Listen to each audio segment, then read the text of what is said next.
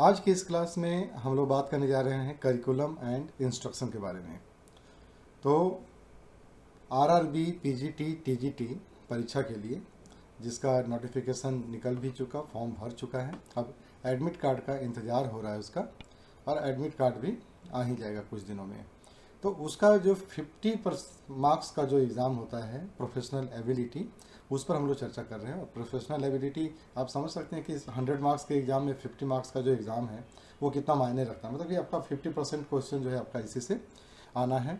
और curriculum and instruction से आपका 8 से 12 क्वेश्चन आने का संभावना रहता है ये सब। तो ये है पाठ्यक्रम एवं निर्देश। तो हम लोग थोड़ा सा कॉन्सेप्ट को पहले लेके चलें कि समझ सकें कि आखिर ये है क्या। उसके बाद फिर हम लोग एमसीक्यू में चलेंगे, और इसके ख़त्म होने के बाद जो नेक्स्ट क्लास होगा वो मैराथन ही होगा क्वेश्चन का, जिसमें हम लोग जितना पॉसिबल हो सकता है, ठीक है, 1000-1200 जितने भी क्वेश्चन पॉसिबल हो सकते हैं उसको हम लोग करेंगे। और कोशिश ये करेंगे कि हमारा सारा क्वेश्चन इसी से आ जाए और हमारा 50% मार्क्स का जो काम है वो फिनिश हो जाए। पाठ्यक्रम एवं निर्देश। तो पाठ्यक्रम है क्या, करिकुलम क्या होता है, करिकुलम डेवलपमेंट कैसे होता है। तो पाठ्यक्रम विकास का एक सतत प्रक्रिया है, ठीक है, जिसने जो शिक्षण उद्देश्यों को ध्यान में रखते हुए पाठ्य सामग्री, गतिविधियाँ और मूल्यांकन विधियों को योजनाबद्ध ढंग से विकसित किया जाता है। ठीक है, तो पाठ्यक्रम क्या होता है, करिकुलम जो डिज़ाइन किया जाता है, तो करिकुलम क्या होता है कि वो एक सतत प्रक्रिया है। किस चीज़ का, पाठ्यक्रम के विकास का। यानी कि समय के साथ आपका जो होता है ना, हम लोग करिकुलम डिज़ाइन करते हैं नई डिमांड के आधार पर, जो भी मांग होता है समय का, इंडस्ट्री का, कि जिसका भी है, तो उसके आधार पर हम लोग नया पाठ्यक्रम तैयार करते हैं, जिसका मेन जो उद्देश्य होता है वो होता है कि पाठ्य सामग्री कैसी होनी चाहिए, समय के अनुसार, इंडस्ट्री के डिमांड के अनुसार, रिक्वायरमेंट के अनुसार, उसकी गतिविधियाँ किस तरह से होनी चाहिए, और उसका मूल्यांकन हम लोग किस प्रकार से करते हैं। और इन सब चीज़ों को एक योजनाबद्ध तरीके से हम लोग विकसित करते हैं, उसको लिखते हैं और उसको अरेंज करते हैं, और उसको हम लोग फिर लागू करते हैं। तो किसी भी विद्यालय में पाठ्यक्रम के अनुसार ही आपका सारा पढ़ाई होता है, करिकुलम के अनुसार ही सारा पढ़ाई होता है। तो इसके मुख्य घटक क्या क्या होते हैं, पाठ्यक्रम का मुख्य घटक क्या क्या है। लक्ष्य निर्धारण होता है, तो शिक्षण के उद्देश्यों का चयन, मतलब पढ़ाई किस काम के लिए हो रहा है, किस उद्देश्य की पूर्ति के लिए पढ़ाई किया जा रहा है, या पढ़ाई करने के बाद लक्ष्य प्राप्ति का क्या है, आपके पास कौन से लक्ष्य आपको प्राप्त करने हैं, उसको ध्यान में रखकर इसका पाठ्यक्रम को तैयार किया जाता है। सामग्री चयन, शिक्षार्थी की आवश्यकता के अनुसार विषय वस्तु का चयन किया जाता है। जैसे आज के समय में एक इसका उदाहरण के तौर पे हम अगर लेते हैं इसको, तो कंप्यूटर साइंस एक सब्जेक्ट है जिसमें कि समय के अनुसार चेंजेज होते जा रहा है। ठीक है, कुछ साल पहले जो था वो एआई नहीं था, ठीक है, चैट जीपीटी नहीं था, बहुत सारी चीज़ें ऐसी थी जो पहले नहीं थी। लेकिन जैसे जैसे वो मार्केट में आ रहा है, उसका रिक्वायरमेंट बढ़ रहा है, उसका डिमांड बढ़ रहा है, हम लोग क्या कर रहे हैं, उसके अनुसार हम लोग करिकुलम भी चेंज कर रहे हैं, करिकुलम में भी उसको जोड़ते चले जा रहे हैं। तो शिक्षार्थी की आवश्यकता क्या है, ठीक है, और उसके अनुसार, उनकी आवश्यकता के अनुसार हम लोग विषय वस्तु का चुनाव करते हैं और उसको पाठ्यक्रम में डालते हैं। क्रियाकलाप योजना, अधिगम हेतु उपयुक्त गतिविधियाँ, उस विषय वस्तु के अनुसार जिसका हम लोगों ने चयन किया है विद्यार्थी के लिए, विद्यार्थी के ज़रूरत के हिसाब से जिसका चयन किया गया है, उस विषय वस्तु को किस प्रकार से हम लोग अच्छे ढंग से पहुंचा सकते हैं शिक्षार्थी तक, उसके लिए हमें कौन कौन से गतिविधियों की आवश्यकता होगी। यानी कि जब लर्निंग प्रोसेस चालू हो जाएगा, तो लर्निंग प्रोसेस के दौरान कौन कौन सी ऐसी गतिविधियां हों, कौन कौन सा ऐसा एक्टिविटी हम लोग करें जिससे कि विषय वस्तु को अच्छे ढंग से वहाँ बच्चों तक पहुँचाया जा सके। तो इसका भी हम लोग पूरा प्लानिंग करते हैं कि कौन कौन सा एक्टिविटी कौन कौन सा टॉपिक के अनुसार रखना है। मूल्यांकन विधि, और जब ये 3 काम हो जाता है, जब आपका लर्निंग प्रोसेस कंप्लीट होता है, ठीक है, तो हम लोग क्या करते हैं, मूल्यांकन विधि बनाते हैं। यानी कि मूल्यांकन कैसे हो, उसका असेसमेंट कैसे होगा। तो असेसमेंट के लिए भी हम लोग क्या करते हैं, उसका एक तरीका बनाते हैं कि वो इंटरनल असेसमेंट होगा, एक्सटर्नल असेसमेंट होगा, या फिर केस स्टडी होगा। तो अलग अलग तरह से मूल्यांकन का अलग अलग तरीका होता है। हम लोग उन तरीकों को वहाँ पर भी डालते हैं कि इस लर्निंग प्रोसेस के लिए कौन सा मूल्यांकन विधि जरूरी होता है। तो ये 4 मुख्य घटक हैं पाठ्यक्रम निर्माण के समय का। लक्ष्य निर्धारण क्या है, सामग्री का चयन कैसे करना है, और क्रियाकलाप कौन कौन सा होगा, और मूल्यांकन हम लोग कैसे करेंगे।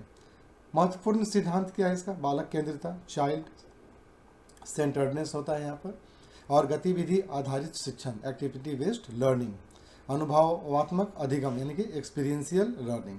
तो इसका प्रमुख सिद्धांत क्या होगा, प्रिंसिपल क्या की प्रिंसिपल है इसका, कि जो भी पढ़ाई होगा, जो भी ये पाठ्यक्रम तैयार किया जाएगा वो चाइल्ड सेंटर्ड होगा, यानी कि चाइल्ड को ध्यान में रख कर बनाया जाएगा, यानी कि बच्चों को ध्यान में रखा जाएगा कि कौन से बच्चों के लिए किस प्रकार से ये आसान हो। गतिविधि आधारित होगा, यानी कि वो एक्टिविटी बेस्ड होगा, यानी कि बच्चों को आप किस तरह से आसानी से गतिविधि के माध्यम से, एक्टिविटी के माध्यम से समझा सकते हैं, इस पर फोकस होगा। और तीसरा है एक्सपीरियंशियल लर्निंग, यानी कि अनुभव से कैसे बच्चा सीखेगा, ठीक है, देख कर, करके, सुन के कैसे वो सीखता है, ये इसका एक की प्रिंसिपल है, ये तीन, जिससे इसी तीन सिद्धांत पर ये पूरा पाठ्यक्रम का निर्माण टिका होता है। पाठ्यक्रम विकास की प्रक्रिया क्या है, तो पाठ्यक्रम विकास की प्रक्रिया क्या है, आवश्यकता विश्लेषण। अब समय समय पर पाठ्यक्रम का जो डेवलपमेंट होगा वो कैसे चलता है, तो वो क्या होता है, समय समय पर हम लोग नीड एनालिसिस करते हैं, ठीक है। जब एक बार पाठ्यक्रम बन गया तो उसको बीच बीच में चेंज भी होता है, करिकुलम जो होता है वो बनता भी है, उसमें मॉडिफिकेशन होता है। तो मॉडिफिकेशन कैसे होगा, नीड एनालिसिस करके होता है। तो समय समय पर जो हमारे शिक्षाविद होते हैं, जिनके पास करिकुलम डिज़ाइन करने का अधिकार है और जो उसमें बैठे हुए हैं टीम में, वो लोग क्या करते हैं, नीड एनालिसिस करते हैं कि अब बच्चों को किस प्रकार की पाठ्यक्रम की आवश्यकता है, उनमें क्या क्या चेंज करने की ज़रूरत है। तो उनके नीड का वो विश्लेषण करते हैं और उसके आधार पर निष्कर्ष निकाल कर फिर से उसको डिज़ाइन करते हैं। उद्देश्य निर्धारण क्या है, ऑब्जेक्टिव सेटिंग, नए नए ऑब्जेक्टिव आ सकते हैं, समय के अनुसार क्या होता है, ऑब्जेक्टिव बदलता रहता है, तो नए नए ऑब्जेक्टिव आ सकते हैं। तो उस ऑब्जेक्टिव को सेट करते हैं वहाँ पर कि कौन सा नया ऑब्जेक्टिव आया है, उसके अनुसार भी करते हैं, चेंज किया जाता है, डेवलपमेंट किया जाता है। सामग्री का चयन, कंटेंट सिलेक्शन, तो समय के अनुसार क्या होता है, आपका जो नीड है वो भी बदलता है, ऑब्जेक्टिव है वो भी चेंज होता है, और उसी नीड और ऑब्जेक्टिव के अनुसार कंटेंट का भी सिलेक्शन किया जाता है कि किस तरह के कंटेंट यहाँ पर डालने हैं और उसको किस प्रकार से कहाँ सेट करना है। संयोजन और अनुक्रमण, ऑर्गेनाइजेशन एंड सीक्वेंसिंग, तो वही होता है कि जब आप कंटेंट चूज़ कर लेते हैं, कंटेंट आपका आ जाता है, तो उसको आप किस प्रकार से ऑर्गेनाइज ढंग से कहाँ पर उसको सीक्वेंस में आप उसको लगाते हैं, ये सारी चीज़ें वहाँ पर डिसाइड की जाती है कि ये पाठ्यक्रम कहाँ पर जोड़ना है, इसको कहाँ लगाना है, किसको हटाना है, ये सारी चीज़ें वो लोग करते हैं, किसका स्थान चेंज करना है, ये सारी चीज़ें हैं। मूल्यांकन विधियों का निर्धारण, और जब ये सारा चीज़ का नए कंटेंट आ जाते हैं उसको सीक्वेंसिंग कर दिया जाता है, उसको जोड़ दिया जाता है, तब वहाँ पर आता है कि इवैल्यूएशन प्लानिंग क्या होगा, यानी कि जो नया आया है इसका इवैल्यूएशन कैसे होगा, तो ये सारी चीज़ें भी आती हैं। तो पाठ्यक्रम के विकास की प्रक्रिया में ये 5 जो आपके पास स्टेप हैं ये यहाँ पर काम करता है, ठीक है। कौन कौन सा स्टेप हो गया, नीड एनालिसिस है, पहले ज़रूरत पता करना है, फिर ऑब्जेक्टिव उसका क्या है, उसको गोल सेट कर देना है, उसके बाद कंटेंट सेलेक्ट करना है, उस कंटेंट को सीक्वेंस में लगा देना है, ऑर्गेनाइजेशन में ऑर्गेनाइज कर ढंग से उसको कर देना है, और फिर उसके अकॉर्डिंग इवेल्युएशन प्लानिंग करनी है आपको, ठीक है। एक उदाहरण यहाँ पर लेते हैं हम लोग, क्या है वो, कि यदि प्राथमिक स्तर पर पर्यावरण अध्ययन का पाठ्यक्रम बनाया जा रहा है तो उसमें स्थानीय पर्यावरण, पेड़ पौधे, जानवर, जल स्रोत आदि को शामिल करना, बच्चों को भ्रमण कराना और परियोजना आधारित कार्य देना पाठ्यक्रम विकास का भाग होगा। तो अगर आप मान लीजिए कि प्राइमरी स्तर के बच्चों के लिए आप एनवायरमेंटल स्टडी का पूरा एक बना रहे हैं पाठ्यक्रम, करिकुलम डिज़ाइन कर रहे हैं, तो आप उसमें क्या करते हैं, स्थानीय पर्यावरण यानी कि जो लोकल उनका जो सराउंडिंग एनवायरनमेंट है उसके बारे में देते हैं, पेड़ पौधे आसपास में जो हैं, जानवर हैं, नदी नाले झरने जो कुछ भी है सबको शामिल करते हैं, क्योंकि पर्यावरण में सब आता है। और साथ ही साथ पढ़ाने के साथ साथ आप क्या करते हैं, बच्चों को विजिट कराते हैं, घुमाते हैं कि आप चल के देखो, एक्सपीरियंस करो उसको आप, ठीक है। तो बच्चे क्या करते हैं, एक्सपीरियंशियल लर्निंग की तरफ जाते हैं और परियोजना आधारित काम देते हैं। जब वो घूम करके आ जाते हैं वहाँ से, तब हम उनको क्या करते हैं कि एक केस स्टडी के रूप में एक उनको देते हैं कि आप घूम करके आ चुके हो, आप बताओ कि ये कैसे होता है, अगर ये ऐसा होगा तो कैसे होगा, ये सारी चीज़ें करते हैं। तो ये क्या होता है, पाठ्यक्रम को डिज़ाइन करते समय इन सब चीज़ों को उसमें शामिल किया जाता है। अब हम लोग देखते हैं कि पाठ्यक्रम का संप्रेषण क्या है, यानी कि करिकुलम ट्रांजिशन। तो करिकुलम का जो ट्रांजेक्शन होता है वो कैसे होता है। पाठ्यक्रम संप्रेषण वह प्रक्रिया है जिसके माध्यम से कक्षा में शिक्षक पाठ्यक्रम की योजना को व्यवहार में लाता है। यानी कि अब पाठ्यक्रम जो है वो ट्रांजेक्शन कैसे होगा, मतलब कि शिक्षक से, किताब से निकल करके वो बच्चों में जाएगा कैसे, ठीक है। तो ये एक प्रक्रिया है, एक मतलब कि एक प्रोसेस है, जिससे क्या होता है कि कक्षा में शिक्षक जो है उस पाठ्यक्रम की योजना को, यानी कि उसके पूरे प्लानिंग को अब इम्प्लीमेंट करने की बारी आ गई। अब उसको इम्प्लीमेंट कर रहा है, इम्प्लीमेंट करके उसको बच्चों को देता है। ठीक है। तो इसमें क्या होता है, शिक्षण विधियाँ, संसाधन का प्रयोग और मूल्यांकन की प्रक्रिया भी शामिल होती है। अब इसमें क्या हो रहा है कि आपका पढ़ाने का तरीका क्या होगा, अब उसको कैसे डिलीवर करोगे, आप कौन कौन से संसाधन टूल्स को, यानी कि टीचिंग एड को आप यूज़ करोगे उसमें, और आप असेसमेंट कैसे करेंगे, ये सारी चीज़ें उसमें शामिल होती हैं। तो इसको हम लोग बोलते हैं पाठ्यक्रम संप्रेषण, यानी कि करिकुलम ट्रांजैक्शन है। तो जो करिकुलम डिज़ाइन किया गया था, जो करिकुलम बनाया गया था, वो करिकुलम जो है वो आज शिक्षक के माध्यम से बच्चों तक ट्रांजैक्ट कर गया, वो पहुंच गया। इसकी मुख्य विशेषताएं क्या होती हैं, शिक्षण विधियों का चयन। अब टीचर जो है वो कौन सा टीचिंग प्रोसेस यूज़ करता है, कौन सा टीचिंग मेथड यूज़ करेगा वो, ठीक है।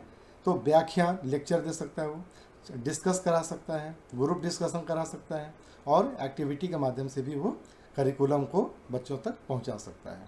ठीक है। संसाधनों का प्रयोग, अब वो स्मार्ट बोर्ड का यूज़ कर सकता है, टीचर चार्ट का यूज़ करेगा, मॉडल दिखाएगा, वीडियोस आदि दिखाकर भी वो पाठ्यक्रम को बच्चों तक पहुंचाता है, करिकुलम के जितने भी हमारे कंटेंट हैं उसको बच्चों तक पहुंचाता है। प्रेरणा एवं सहभागिता, छात्रों को सक्रिय रूप से भाग लेने हेतु प्रेरित करना। ठीक है। अब ये दो चीज़ है। तीसरा क्या हो जाता है कि बच्चों को इन्वॉल्व करना, यानी कि आपका जो टीचिंग प्रोसेस है, जो लर्निंग प्रोसेस चल रहा है वहाँ पर क्लास में जो चलता है, उस लर्निंग प्रोसेस में बच्चों को एक्टिव रूप से पार्टिसिपेट करवाना, ये भी उसका काम है।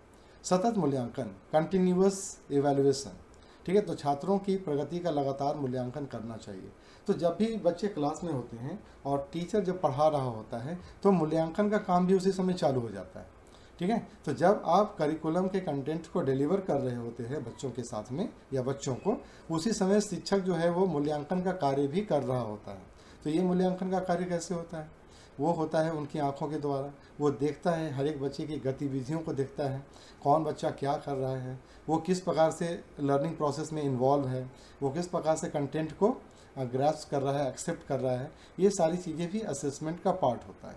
इसके बाद वो फाइनली क्या करता है, रिटेन असेसमेंट की तरफ भी जाता है। तो ये एक सतत चलते रहता है। मूल्यांकन जो होता है वो हमेशा चलते रहता है। बच्चा जैसे ही आपके स्कूल में घुसा, कैंपस में घुसा, आपका मूल्यांकन चालू हो गया। ठीक है। आपकी एक्टिविटी, आपका व्यवहार, आपका मतलब कि किसी भी पाठ्यचर्या में शामिल होना, किसी एक्टिविटी में शामिल होना, ग्रुप डिस्कशन में शामिल होना, ठीक है, लेक्चर्स को किस प्रकार से आप अटेंड कर रहे हो, एक्टिविटी में किस प्रकार से पार्टिसिपेट कर रहे हैं, तो ये सारी चीज़ें आपका मूल्यांकन का हिस्सा होती हैं। तो ये क्या है, एक विशेषता है। ठीक है। तो ऐसा जो आपके पास करिकुलम होता है, जब हम करिकुलम पर पूरा जब पाठ्यक्रम का जब ट्रांजैक्शन होता है, हमारा संप्रेषण होता है, तो उसमें ये सारी चीज़ें होती हैं। इसका विधि क्या है, प्रमुख विधियाँ क्या क्या है। निर्देशात्मक विधि है, डायरेक्ट इंस्ट्रक्शन है। आप डायरेक्ट इंस्ट्रक्शन दे भी सकते हैं कि भाई ये है, ये ऐसे ऐसे करना है, ऐसे ऐसे करना है, इसको आपको इस तरह से याद करके आ जाना है। ठीक है। हम लोग डायरेक्ट इंस्ट्रक्शन दे सकते हैं कि कल याद करके आ जाना, 4 पेज सुनेंगे। ठीक है। या भी हम लोग कह सकते हैं चलो ये बना के लाना है घर से, है ना, आपने बता दिया, बच्चे कर रहे हैं। समूह कार्य, ठीक है। तो ये कहते हैं कोलैबोरेटिव लर्निंग है। कोलैबोरेटिव लर्निंग है कि भाई चलो तो एक प्रोजेक्ट दे दिया है, 5 बच्चों का ग्रुप बना दिया गया है, अभी सभी 5 बच्चों को एक साथ मिलकर एक प्रोजेक्ट तैयार कर देना है। तो इस प्रकार से भी हम लोग जो हमारा जो करिकुलम है उसको डिलीवर करते हैं, उसको हम लोग देते हैं। ये भी एक विधि है कि जो करिकुलम का जो उद्देश्य है वो कैसे फुलफिल होगा। ठीक है। तो उसका भी एक तरीका होता है कि हम लोग कोलैबोरेटिव लर्निंग को प्रोत्साहन दें। मामला अध्ययन क्या होता है, केस स्टडी होता है, केस स्टडी की तरफ दे देते हैं। ठीक है। कि आप इस केस स्टडी पर काम करो, ऐसा ऐसा माहौल है, ऐसा ऐसा सिचुएशन है, आप जाओ उसको एक्सपीरियंस करो, एक्सपीरियंस करने के बाद आप उसको लिखो कि आपने वहाँ पर क्या क्या एक्सपीरियंस किया, क्या क्या जाना, क्या क्या पहचाना, क्या क्या देखा। प्रोजेक्ट भी दिए, प्रोजेक्ट दे करके भी हम लोग करवाते हैं कि बच्चे आपको मैंने ये लेसन बता दिया है, समझा दिया है, अब आप इस पर एक प्रोजेक्ट बनाकर लाकर दिखाओ, जिसमें कि आपको चित्र है, पिक्चर्स है, फोटोग्राफ्स है और मॉडल्स है, बहुत सारी चीज़ें हैं जो आप उसमें करके ला सकते हो। ये सब क्या एक विधि है, सब ये सब तरीका है पाठ्यक्रम को संप्रेषण करने का, पहुंचाने का, ट्रांजेक्ट करने का। तो पाठ्यक्रम संप्रेषण में शिक्षक की क्या भूमिका होती है, रोल, टीचर का क्या रोल होता है करिकुलम को ट्रांजेक्ट करने में, ट्रांजेक्शन में। मार्गदर्शक, फैसिलिटेटर, ठीक है, प्रेरक, मोटिवेटर, मूल्यांकनकर्ता इवैल्यूएटर और समन्वयक कोऑर्डिनेटर। तो शिक्षक जो है ये 4 भूमिका में रहता है। अब आज का जो समय है ना, वहाँ पर एक बहुत ही सिंपल सा कॉन्सेप्ट है जो हमें समझ लेना है कि आज के ज़माने में शिक्षक ना तो पढ़ाता है, बच्चे ना तो पढ़ते हैं। शिक्षक का काम पढ़ाने का नहीं होता है, शिक्षक का काम पढ़ाने का है ही नहीं, और ना ही बच्चे का काम पढ़ने का है। ठीक है, तो सिंपल क्या है भाई, शिक्षक जो है वो एक फैसिलिटेटर की भूमिका में है। शिक्षक एक जो है मार्गदर्शक की भूमिका में होता है। ठीक है, तो शिक्षक क्या है, एक काउंसलर है, बस इसके अलावा कुछ नहीं। वो पढ़ाता नहीं है, वो केवल आपको पाठ्यक्रम के अनुसार कंटेंट तक आपको पहुंचाता है, कंटेंट आप तक डिलीवर कर देता है, और ये आपके ऊपर है कि आप उसको कैसे लेते हैं। तो एक फैसिलिटेटर है, आपको जो चाहिए, आपको समझने में, पढ़ने में, जिस चीज़ की भी आपको ज़रूरत है, फैसिलिटेटर शिक्षक जो है एक मार्गदर्शक के रूप में आपको वो चीज़ मुहैया करा देता है, और उसको बोलता है कि आपको ये ले लेना है तो ले लो, नहीं लेना है तो नहीं लेना है। ठीक है, तो वो एक मार्गदर्शक है, करना आपको ही होता है। तो जो शिक्षार्थी है उसको ही शिक्षा ग्रहण करनी है, तो उसको ही लेना है। ठीक है, तो ये चीज़ होता है आज के समय में, आज के परिप्रेक्ष्य में, इस आधुनिक परिप्रेक्ष्य में शिक्षक की भूमिका जो है वो फैसिलिटेटर की होती है। ठीक है, मोटिवेटर, प्रेरक, शिक्षक जो है वो आपको मोटिवेट करता है।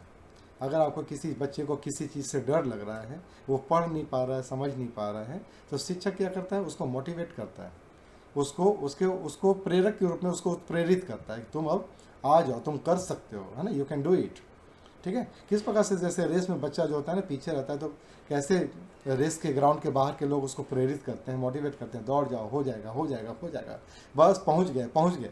तो वही चीज़ होता है टीचर के लिए भी, टीचर भी मोटिवेट करता है।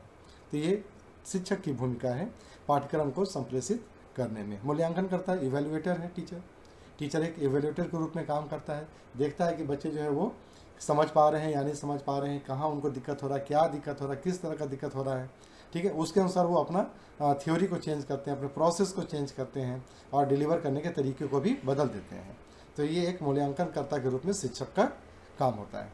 समन्वयक है, वो कोऑर्डिनेटर है। अगर बच्चा कोई काम नहीं कर पा रहा है, ठीक है, जहाँ पर टीम वर्क की बात आ जाती है, और अगर टीम के सभी मेंबर्स आपस में काम नहीं कर पा रहे हैं, तो शिक्षक वहाँ पर एक कोऑर्डिनेटर के रूप में जाता है और उनके बीच में एक समन्वय स्थापित करता है।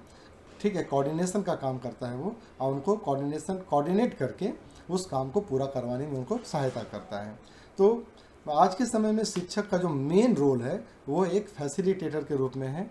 बच्चों को वह सब कुछ मुहैया करा देना है जो उनको उनके तक पाठ्यक्रम को पहुंचाने के लिए ज़रूरी है।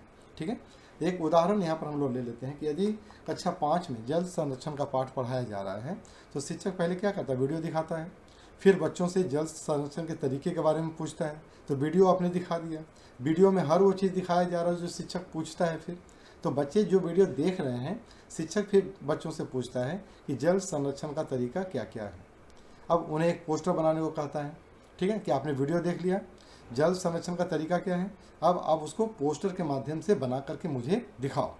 और जब वो पोस्टर आ जाता है, बन जाता है, तब उनको बोला जाता है कि आप अब अपने विचारों को यहाँ पर लाकर, यानी कि डायस पर लाकर सभी कक्षा के सामने में आप उसको आप बताओ कि इस आपने जो पोस्टर तैयार किया है, उस पोस्टर में जल संरक्षण के बारे में आपने क्या बताया और वो क्यों बताया है। ठीक है, कैसे उससे जल संरक्षित हो सकता है, इसके बारे में आप अपने पूरे ग्रुप को बताइए, समझाइए। तो क्या हो गया, एक संप्रेषणीय प्रक्रिया है, यानी कि जो करिकुलम था उसको आप ट्रांसफ़र कर रहे हैं। ठीक है, तो ये भी एक तरीका होता है कि पहले आपने एक वीडियो दिखा दिया, वीडियो दिखाने के बाद बच्चों में एक क्वेश्चन डाल दिया कि भाई ये क्वेश्चन है कि जल संरक्षण कैसे होता है बताओ, तुम पोस्टर बना लो। ठीक है, मॉडल भी बना सकते हो, तुम डायलॉग भी बना सकते हो, तुम प्ले के रूप में भी बता सकते हो, और उसको बताना कैसे है, पूरे समूह के सामने आकर के आप बताइए, पूरे क्लासरूम को बताइए। ठीक है, और उस चर्चा में सबको शामिल कीजिए। ठीक है, तो ये क्या होता है, संप्रेषणीय प्रक्रिया का एक उदाहरण है, यानी कि जो करिकुलम है वो कैसे ट्रांसफ़र होगा। पाठ्यक्रम का केवल निर्माण ही पर्याप्त नहीं होता, उसका प्रभावी संप्रेषण भी आवश्यक है। करिकुलम डिज़ाइन हो चुका, करिकुलम सबसे बेस्ट है, बहुत ही अच्छा है, कंटेंट उसके बहुत अच्छे हैं, लेकिन जब तक वो डिलीवर नहीं होता है बच्चों तक, तब तक उसका कोई उपयोग नहीं रह जाता है। एक अच्छा पाठ्यक्रम वही होता है जिसे शिक्षक व्यवहार में लाकर विद्यार्थियों तक उसकी उपयोगिता को पहुंचा सके। यानी कि जब टीचर्स पूरे पाठ्यक्रम को यानी कि पूरा करिकुलम को अच्छी तरह से डिलीवर कर देता है बच्चों तक, और बच्चे उसको अपने उपयोग में लाना शुरू कर देते हैं, उसको एक्सेप्ट कर लेते हैं, उसको समझ जाते हैं, और उसको वो अपने ग्रुप डिस्कशन हो या फिर डिबेट हो या फिर कहीं भी चर्चा हो, उस पर वो अपने सारे नॉलेज को, उनका जो एक्सपीरियंस है उस पाठ्यक्रम को लेकर उसको पहुंचाते हैं। यही उसकी उपयोगिता है, यानी कि टीचर का जो काम था वो वहाँ पर संपन्न हो गया, उसने एक कंप्लीट पाठ्यक्रम को बच्चों तक पहुँचा दिया। यही उद्देश्य भी था उनका। तो इस तरह से उद्देश्य की पूर्ति हो जाती है। इंस्ट्रक्शनल मेथड जो होता है ना, निर्देशात्मक विधियाँ जो होती हैं, उसमें 3 प्रमुख श्रेणी होता है। ठीक है, तो अब ये पहुंचाने का भी तरीका होता है, पाठ्यक्रम को किस प्रकार से आप बच्चों तक पहुंचा सकते हैं। तो इंस्ट्रक्शनल जो मेथड होता है, ठीक है, पहुंचाने का, उसमें क्या होता है, शिक्षक नियंत्रित निर्देश और टीचर्स कंट्रोल इंस्ट्रक्शन है। टीचर यहाँ पर क्या करता है, बोलता है नहीं तुमको यही काम करना है, इस तरह से ही करना है। ठीक है, तो ये क्या होगा, एक इंस्ट्रक्शन उनको दे दिया गया है कि आपको इस तरह से ही ये काम करना है और आपको अपने लक्ष्य तक पहुँचना है। दूसरा होता है शिक्षार्थी नियंत्रित, लर्नर्स कंट्रोल। यहाँ पर बच्चों को छोड़ दिया जाता है कि भाई सब कुछ तुम्हारे कंट्रोल में है, तुम इसको अपने ढंग से कैसे करते हो वो तुम्हें समझना है। ठीक है, एक होता है समूह नियंत्रित होता है, ग्रुप कंट्रोल।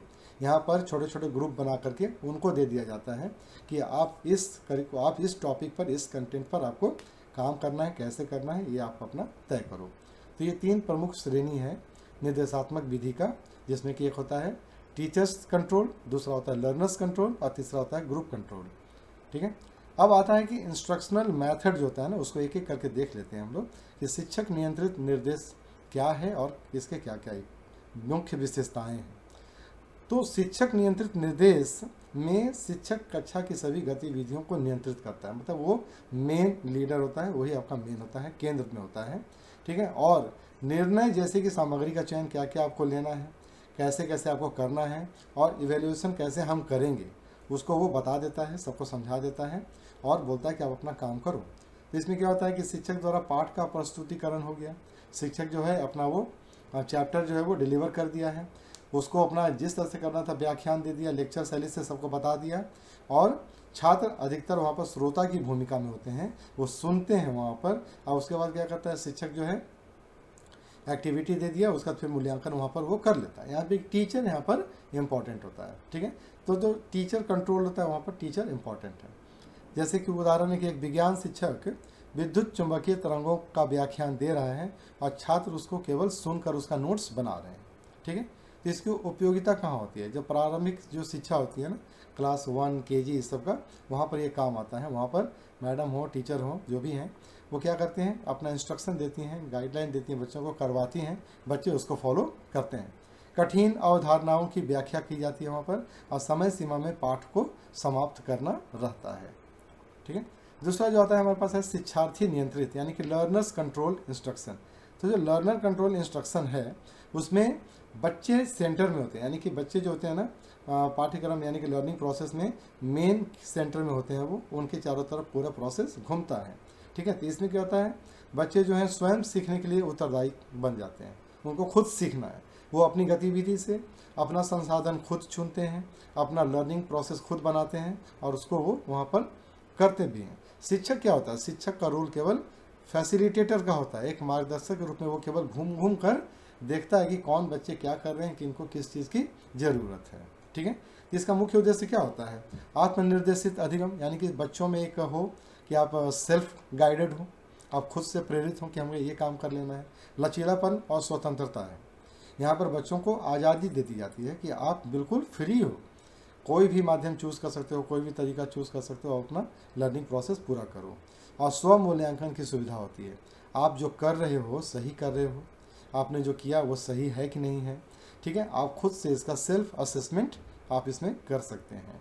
ठीक है, तो इसका एक उदाहरण क्या होता है कि छात्र जो है ई-लर्निंग प्लेटफॉर्म से गणित के अध्याय को स्वयं पढ़ता है, यानी कि जो घर में हम लोग पढ़ते हैं ना, ऑनलाइन क्लासेस जो करते हैं, उसमें बच्चा खुद से पढ़ता है, वीडियो देखता है और उसके जो भी क्वेश्चंस होते हैं उसको वो सॉल्व करता है। तो जो भी डाउट आता है उसको वो सॉल्व करता है, और इससे उसको खुद भी पता चल जाता है कि मैं कहाँ पर हूँ, मेरी समझ अभी कहाँ तक पहुँची है। तो ये क्या कहलाता है, ये स्टूडेंट सेंटर्ड है ये। ठीक है, स्टूडेंट कंट्रोल्ड है ये कहाँ काम आता है, उच्च शिक्षा में जब बच्चे 9, 10, 11, 12 से लेकर ऊपर हायर क्लासेस तक आ जाते हैं, तो वहाँ पर आपका ये बहुत अच्छा तरीका होता है उच्च शिक्षा में। होनहार और सेल्फ कंट्रोल या सेल्फ मोटिवेटेड बच्चों के लिए सबसे अच्छा है ये। और दूसरा, ओपन लर्निंग ऑनलाइन पाठ्यक्रम में ये अच्छा काम आता है। तीसरा है समूह नियंत्रित निर्देश, यानी कि ग्रुप कंट्रोल इंस्ट्रक्शन। इस पद्धति में शिक्षार्थियों का समूह मिलकर अधिगम प्रक्रिया को संचालित करता है। ठीक है, समूह चर्चाएं करता है, परियोजनाएं बनाता है और सहकारी अधिगम इसमें शामिल हो जाते हैं।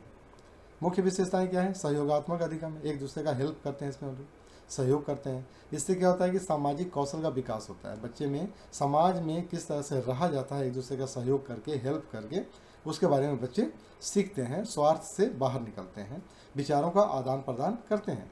तो जब बच्चे समूह में काम करते हैं तो अपने पॉइंट्स को रखते हैं, अपने थॉट को वहाँ पर रखते हैं और वहाँ पर उनकी विचार की भी मान्यता होती है, इम्पोर्टेंस मिलता है। इस प्रकार से आपस में विचारों का आदान प्रदान करके बेस्ट विचारों पर काम किया जाता है। उदाहरण क्या है कि एक समूह को स्वच्छ भारत अभियान प्रोजेक्ट दे दिया गया। सभी छात्र मिलकर के जानकारी इकट्ठा करते हैं, पोस्टर बनाते हैं और उस पोस्टर का प्रेजेंटेशन देते हैं। तो ये क्या हो गया? समूह का काम हो गया। तो जब आपको प्रोजेक्ट दे दिया गया है स्वच्छ भारत अभियान का, तो कंटेंट आप कहाँ से लाते हैं? आपस में समूह चर्चा करते हैं और उस कंटेंट को इकट्ठा करते हैं हम लोग सब, और उस कंटेंट को इकट्ठा करके पोस्टर तैयार करते हैं। ठीक है, पोस्टर की रूपरेखा क्या होगी, कैसा पोस्टर रहेगा, उसका कंटेंट क्या होगा, कैसे बनेगा, ये सारी चीज़ों पर डिस्कस करते हैं। तो उसके बाद आप प्रेजेंटेशन कौन देगा, कैसे देगा, ये सारी चीज़ भी हम लोग प्लान करते हैं।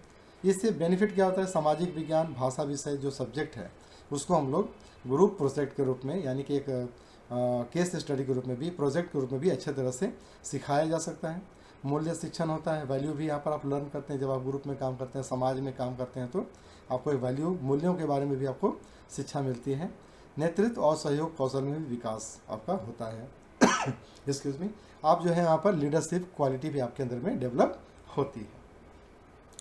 अब देखिए कि हम तीनों को किस प्रकार से एक रूप में देख सकते हैं, चार्ट के रूप में आप यहाँ पर देख सकते हैं कि TCI जो होता है आपके पास, टीचर्स कंट्रोल जो होता है, उसमें शिक्षक व्याख्या देता है, लेक्चर देता है, लेक्चर और डेमोन्स्ट्रेशन के माध्यम से समझाता है, और इसका जो होता है कठिन विषय और प्रारंभिक लेवल का जो स्टडी होता है इसमें आता है। स्टूडेंट सेंटर जो होता है या कंट्रोल जो होता है, उसमें क्या होता है? बच्चे सेल्फ कंट्रोल होते हैं, वो ऑनलाइन क्लासेस करते हैं, ओपन बुक से पढ़ते हैं, और उच्च शिक्षा में और विशेष छात्रों के लिए, जो अच्छे बच्चे हैं, पढ़ने वाले बच्चे हैं, उनके लिए ये सब काम आता है। और जो ग्रुप कंट्रोल होता है उसमें क्या होता है? सभी की सहभागिता होती है और सभी लोग ग्रुप प्रोजेक्ट में काम करते हैं, चर्चा करते हैं और पाठ्यक्रम को अपना पूरा करते हैं। जिससे क्या बेनिफिट है?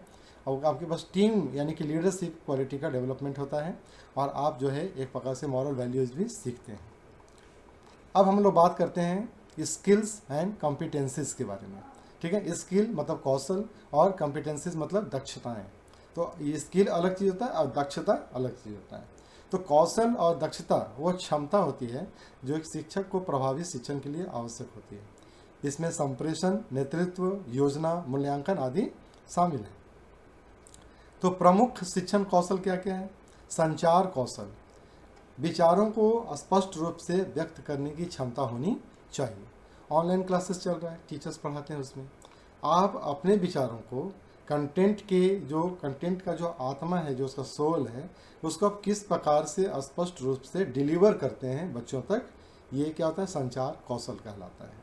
ठीक है, स्पष्ट भाषा में पढ़ाना, छोटे छोटे ये से पढ़ाना, मतलब उसको तोड़ तोड़ के पढ़ाओ जिससे कि बच्चे तक पहुंच जाए बात। प्रेरणा कौशल क्या होता है? छात्रों को सिखाने हेतु प्रेरित करना, मोटिवेट करना। ठीक है, आप कहानियाँ सुना करके भी बच्चों को आप मोटिवेट कर सकते हैं, उनको आप बता सकते हैं। ठीक है, उनको आप प्रेरित कर सकते हैं। प्रश्न कौशल है सही समय पर सही प्रश्न पूछना, सही समय पर सही प्रश्न पूछकर बच्चों तक आप जो है अपनी बात को पहुंचा सकते हैं। यानी कि जो आप पढ़ा रहे हैं उससे रिलेवेंट आप क्वेश्चन पूछकर बच्चों को आप कनेक्ट कर सकते हैं कंटेंट के साथ में और उनके अंडरस्टैंडिंग के साथ में भी। ठीक है, यदि जल न हो तो क्या होगा? ये एक सोचने वाला प्रश्न है जो आप बच्चों तक फेंक सकते हैं, बच्चों पर डाल दीजिए, बच्चे जो है वहाँ पर सोचना शुरू करेंगे। इस प्रकार से क्या होता है? बच्चों में अंडरस्टैंडिंग का डेवलपमेंट होता है। समूह प्रबंधन, कक्षा में अनुशासन बनाए रखना, बहस के दौरान सभी बच्चों को बोलने का समान अवसर मिलना चाहिए। कभी कभी आप देखते हैं कि जब डिबेट होता है तो एक ही बच्चा लगातार बोलता चला जाता है, कुछ बच्चे ऐसे होते हैं जो बोलते ही नहीं है क्लास में, तो ये सही डिबेट का उदाहरण नहीं है। तो वहाँ पर क्या होता है कि कक्षा में डिसिप्लिन बना रहे और सभी बच्चों को बारी बारी से बोलने का मौका, अपनी बात रखने का मौका मिलना चाहिए। ठीक है, तो शिक्षक यहाँ पर विशेष ध्यान देते हैं कि जो बच्चे क्लास में हमेशा शांत रहते हैं उनको पहले मौका मिलना चाहिए। तो आप डिसिप्लिन वे में आप उनको आगे कर सकते हैं। ठीक है, इस प्रकार से आप बैलेंस बनाकर रख सकते हैं। प्रौद्योगिकी कौशल यानी कि आपको टेक्नोलॉजी का यूज़ अच्छी तरह से आना चाहिए। तो सभी टीचर्स के लिए रिक्वायर्ड है ये कि आप टूल्स, अलग अलग जो टेक्निकल टूल्स है, मोबाइल गैजेट है, स्मार्ट बोर्ड है, इन सब चीज़ों को आप वहाँ पर जो है आप इस्तेमाल कर सकते हैं। प्रोजेक्टर है, पीपीटी का प्रयोग कैसे होता है, ये सारी चीज़ें आनी चाहिए आपको, जिससे कि आप क्लास में अच्छी तरह से अपने कंटेंट को डिलीवर कर सकते हैं। तो ये था आज का हमारा पाठ्यक्रम, हम लोग जो बात कर रहे थे, और ये सबसे इम्पॉर्टेंट भी था, जिससे हमारे पास 8 से 12 नंबर के क्वेश्चन आने वाले हैं, आएंगे ही आएंगे। तो एक एक क्वेश्चन बहुत ही इम्पॉर्टेंट होता है। अगर 8 क्वेश्चन है, बहुत मायने रखता है। एक एक क्वेश्चन से यहाँ पर आपकी जो संभावनाएं जो है ना वो छिन्न हो जाती हैं। ठीक है, तो आज का जो हमारा था ये करिकुलम और इंस्ट्रक्शन जो था, ये प्रोफेशनल एबिलिटी का मतलब ये लास्ट टॉपिक था ये, जिसमें कि करिकुलम और इंस्ट्रक्शन जो था ये, इसके बाद आपका जो है वो प्रोफेशनल एबिलिटी का पूरा पाठ्यक्रम ख़त्म हो गया। हमारा करिकुलम पूरा हम लोग का पूरा हो गया है। अब यहाँ पर जो भी अगर मान लीजिए कि आपको नहीं समझ में आ रहा है, कुछ इस तरह का डाउट्स ऐसा होता है, तो आप लोग ज़रूर कमेंट्स में लिखिए। कमेंट्स में भी आप सजेशन भी अपना दे सकते हैं। ठीक है, और ऐसे तो मान के चलिए कि ये जो है एक बहुत ही इंटरेस्टिंग चैप्टर है। पूरा पूरा जो प्रोफेशनल एबिलिटी है बहुत ही इंटरेस्टिंग है। अगर आप इसको पढ़ना शुरू करें तो इसमें बहुत लंबा लंबा लेक्चर्स हो सकता है, लंबे लंबे लेक्चर्स हो सकते हैं। इसमें आप 2-2 3-3 घंटे का लेक्चर एक ही चीज़ पर हो सकता है, केवल करिकुलम और इंस्ट्रक्शन में ही हो सकता है। लेकिन मैंने कोशिश किया है कि हम केवल टू दी पॉइंट टॉपिक पर बात करें। जो हमारा पाठ्यक्रम है प्रोफेशनल एबिलिटी का, उस पर केवल टू दी पॉइंट पर हम लोग बात करें, हम लोग इधर उधर न भटकें। जो जिससे क्वेश्चन आने वाला है केवल उसी पर बात करें। तो हमारा जो मेन फोकस है वो क्या है, वो 8 से 12 क्वेश्चन को सॉल्व करना ही हमारा मेन फोकस है। तो हमें उसी पर फोकस करना है, इधर उधर जाना नहीं है। तो इस प्रकार से प्रोफेशनल एबिलिटी का जो ये पूरा क्लास जो था 7 क्लास, वो हम लोगों ने पूरा किया है। और कल से मेरा चलेगा मैराथन चलेगा। हम लोग इसमें हर दिन कोशिश करूँगा मैं कि 200-300 क्वेश्चन हम लोग पूरा करें।